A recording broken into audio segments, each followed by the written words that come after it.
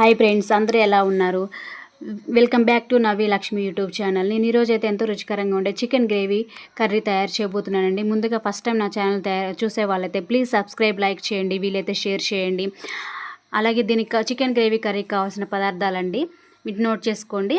దీనికి ముందుగా చికెన్ని ఒక 3-4 టైమ్స్ శుభ్రంగా వాష్ చేసుకోవాలండి. చికెన్ని శుభ్రంగా వాష్ చేసుకున్న తర్వాత ఆనియన్స్ ఉంటాయి, ఆనియన్స్ని చిన్న చిన్న ముక్కలుగా కట్ చేసుకోండి. ఇక్కడ నేను ఒకటే ఆనియన్ తీసుకున్నానండి. ఆనియన్ని చిన్న చిన్న పీసెస్గా కట్ చేసుకుంటున్నాను. ఇలా నేను ఇక్కడ వీడియోలో చూపిస్తున్న విధంగా చాలా అంటే చాలా చిన్న చిన్న ముక్కలుగా కట్ చేసుకోండి.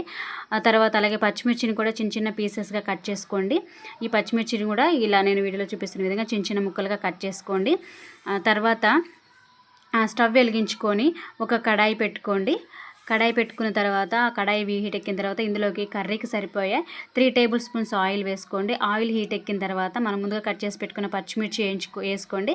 పచ్చిమిర్చి వేగిన తర్వాత ఆనియన్స్ని కూడా యాడ్ చేయండి. ఆనియన్స్ని కూడా యాడ్ చేసిన తర్వాత ఒక 5 సెకండ్స్ అలా మూత పెట్టి ఉంచండి.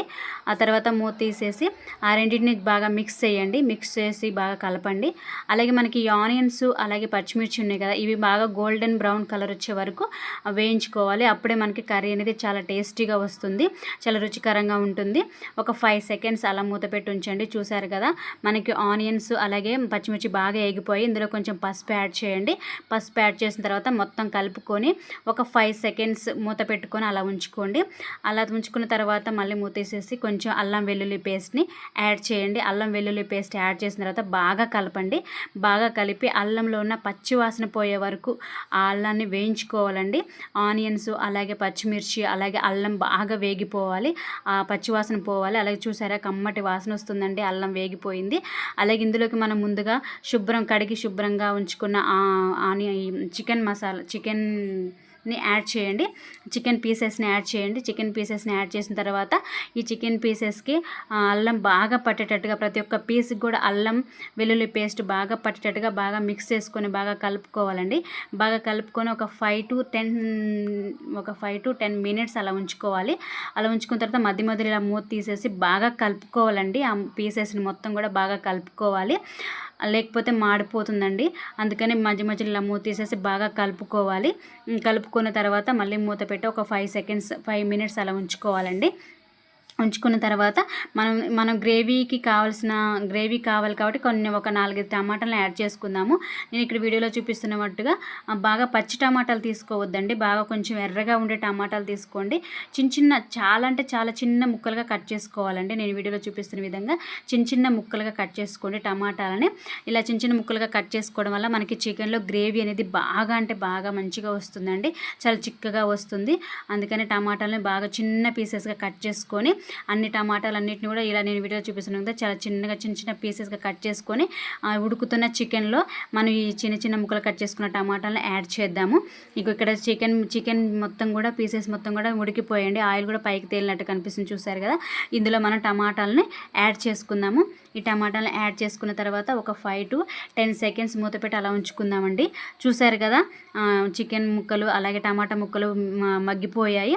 మొత్తం ఒకసారి కలుపుకోండి. మొత్తం ఒకసారి కలుపుకున్న తర్వాత ఇలా కలుపుకోవాలండి. ఇలా కలుపుకున్న తర్వాత మళ్ళీ ఒక 5 సెకండ్స్ మనం మూత పెట్టుకొని ఉంచుకుందామండి. ఒక 5 సెకండ్స్ ఇలా కలుపుకున్న తర్వాత ఒక 5 సెకండ్స్ మూత పెట్టుకొని ఉంచుకున్న తర్వాత చూసారు కదండి, ఆయిల్ పైకి తేలుతుందండి.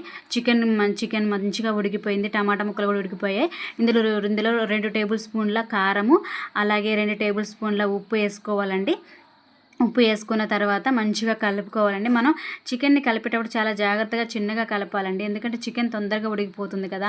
ఆ పీసెస్ అనేది చెల్లాచెదురు కాకుండా మంచిగా చిన్నగా కలుపుకోవాలి. ఉప్పు కారం చికెన్కి బాగా పట్టేటట్టుగా కలుపుకొని ఒక 5 సెకండ్స్ మూత పెట్టి అలా ఉంచుకోవాలండి. చూసారు కదా, చికెన్ బాగా పట్టిందండి, ఉప్పు కారం చికెన్కి బాగా పట్టింది. గ్రేవీ కూడా ఎలా వచ్చిందో, ఆయిల్ కూడా పైకి తేలుతుందండి. చూసారు కదా, గ్రేవీ కూడా మంచిగా వచ్చింది. అలాగే దీన్ని మళ్ళీ ఒకసారి కలుపుకొని దీంట్లో మనం ఏం చేద్దాం, కొత్తిమీర ముందుగా కట్ చేసి పెట్టుకున్న కొత్తిమీరని యాడ్ చేస్తామండి. చూసారు కదా, నేను కొత్తిమీర ఎలా చిన్నగా కట్ చేశాను. ఇలా మీరు కూడా ఇలా వీడియోలో చూపిస్తున్నట్టుగా చాలా అంటే చాలా చిన్న పీసెస్గా కట్ చేయండి. కొత్తిమీరని కట్ చేసుకున్న తర్వాత మొత్తం కూడా ఇందులో ఈ చికెన్లో కర్రీలో యాడ్ చేయండి. ఇలా మీరు వీడియోలో చూపిస్తున్న విధంగా మొత్తం కూడా యాడ్ చేసి మూత పెట్టుకొని ఉంచుకుందామండి. ఒక 5 సెకండ్స్ మూత పెట్టి ఉంచుకుందామండి. తర్వాత మనకి చికెన్ కర్రీ, గ్రేవీ కర్రీకి అసలు సీక్రెట్ ఏంటంటే చికెన్ మసాలా అండి.